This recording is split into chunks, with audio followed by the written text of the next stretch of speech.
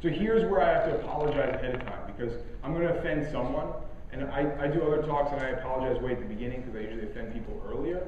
But here's where I'm going to offend someone in this room, because I'm a firm believer in what core values are not, because it's helpful to understand that so you understand what core values are, right? So core values are not aspirations. It's not what you want to be. Core values is what you are. They don't change, right? You can't say that here's where we are today, but we want to be here. That's not a core value. They are not aspirations in any way. It's not honesty, respect, excellence, right? And I'm sure I've hit on someone's core values in this room already, right? These are the core values of Enron. Like, these are just stupid. They have no meaning. I can stand up here and say, yes, I want to be excellent. Yeah, everyone wants to be excellent, right? These are the rules to just play the game. You can't walk in the door without being honest. Like, when was the last time you hired someone and said, oh, you're not honest? You're in. Right? You don't say that. It's just ridiculous. Right? So these are the rules to play the game. They should not be your core values. If you write these down and tell people they're your core values, you don't understand what core values are and you're not using them properly. So what are core values?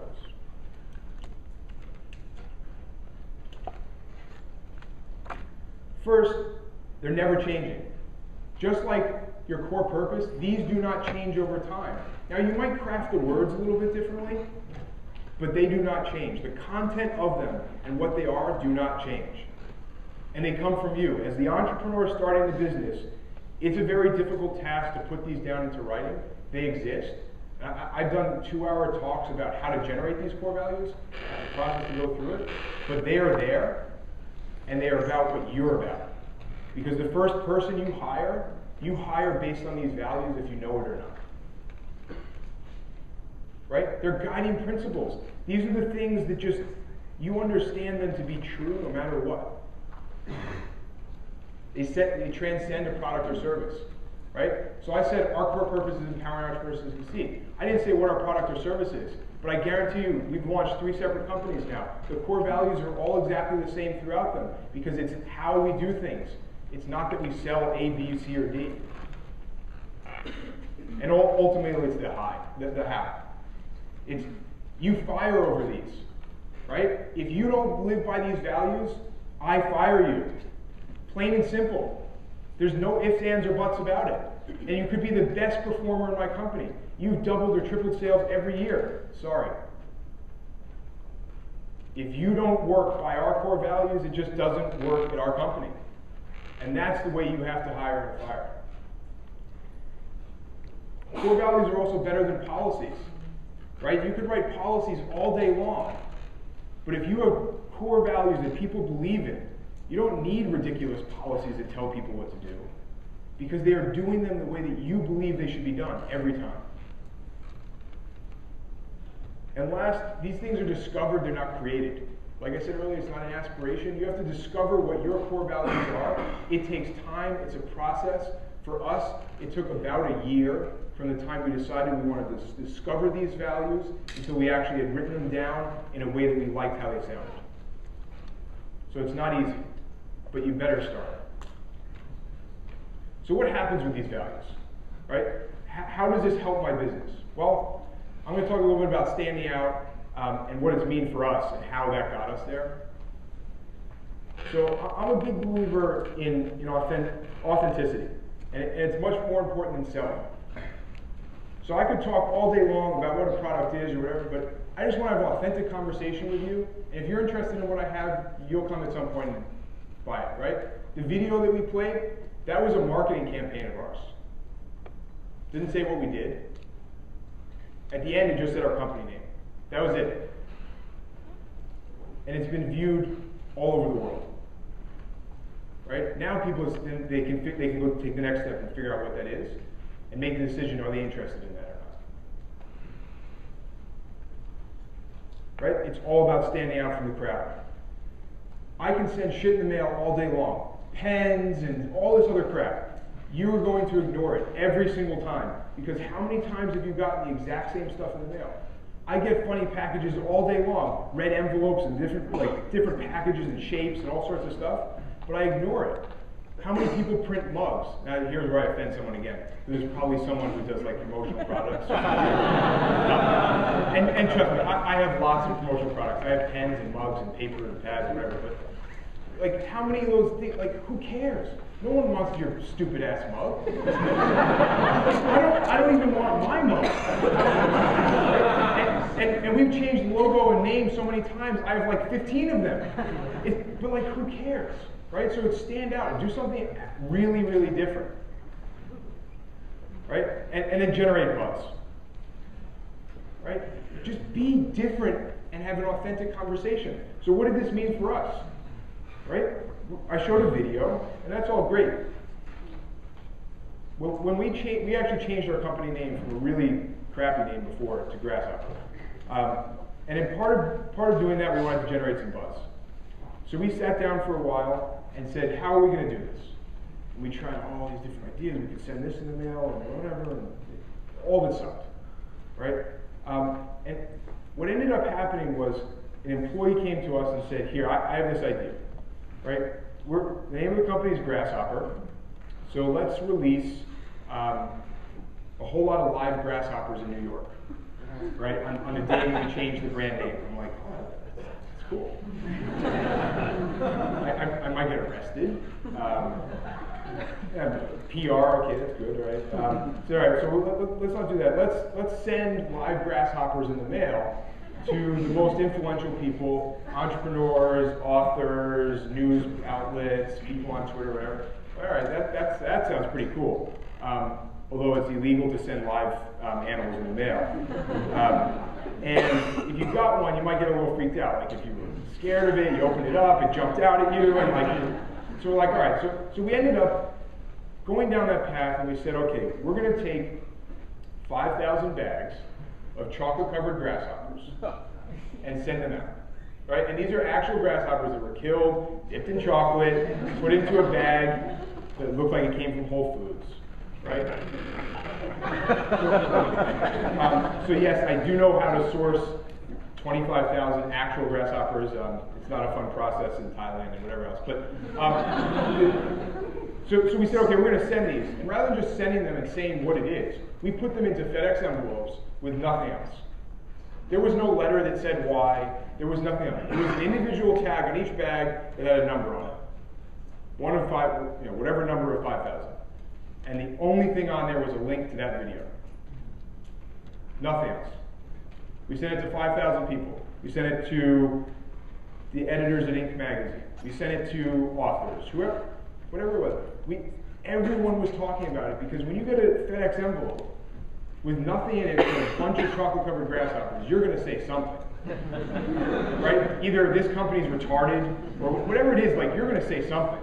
So Inc. magazine, their Twitter feed that day said, oh my God, 7 reporters have gotten grasshoppers today from Grasshopper. Go check them out. Right? And a link to the video. Later that day, I also got a call from Homeland Security. Because we had sent a package to every senator and the White House and everything else. And Homeland Security wasn't too happy with a bunch of packages with no letter, no return address, and just some grasshoppers in it. But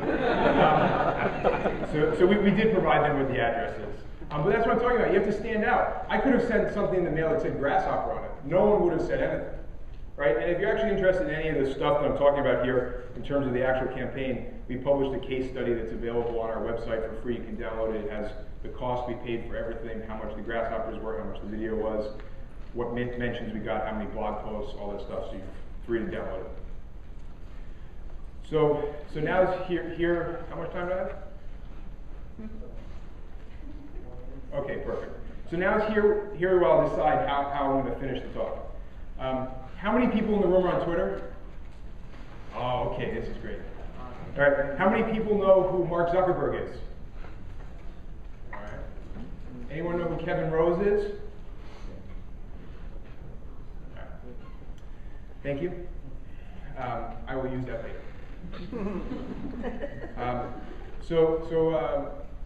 a lot of people ask, why did we create this video? And it had a lot to do with our core values and our core purpose.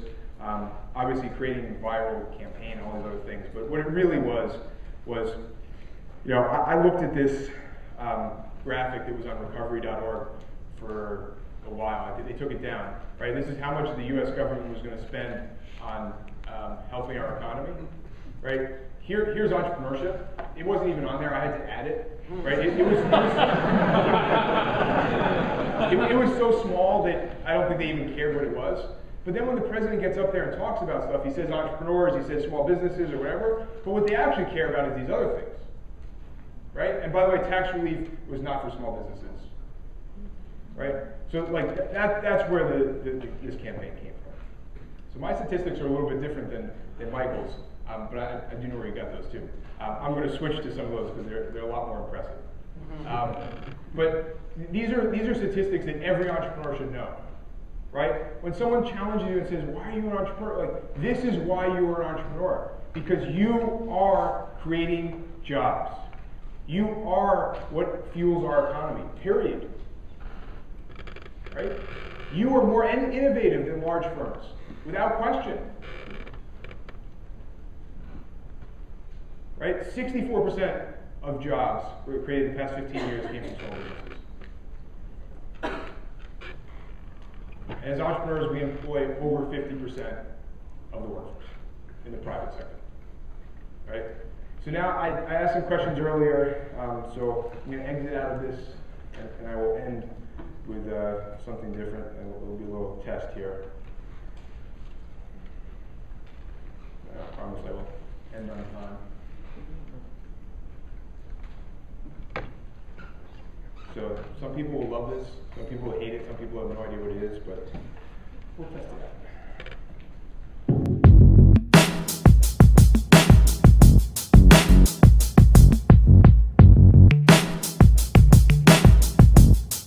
Yeah! Now I'm in the blogosphere, now I'm in the Twitterverse. Fans get so immersed, but I'm a nerd forever. I'm the new Zuckerberg, and since my website, I've been cooking dough like a chef serving kilobytes. Used to be the basement, back at my mom's place, building web traffic so that we could sell an ad space. Make way for the one-man businesses, bailouts finish with white-collar criminals. New Sega Genesis, entrepreneur, time making big plans to dominate the online. Yeah, I'm on YouTube.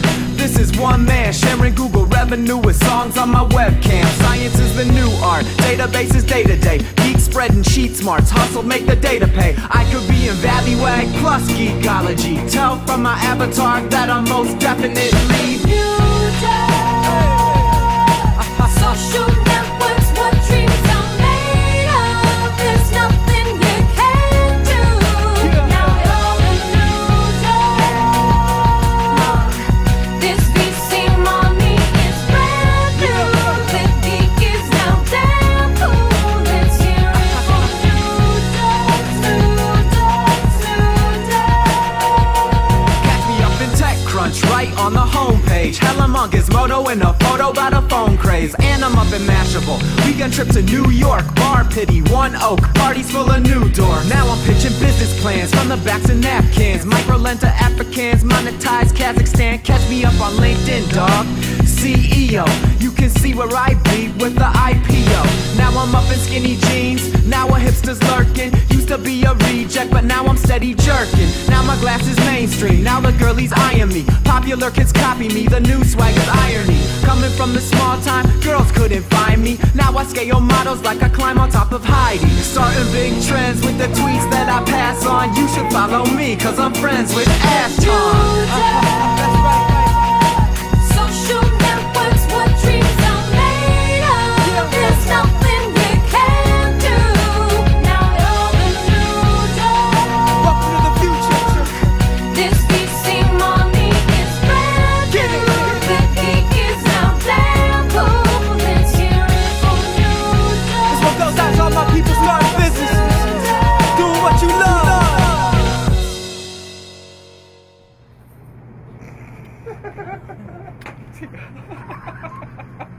Oh man.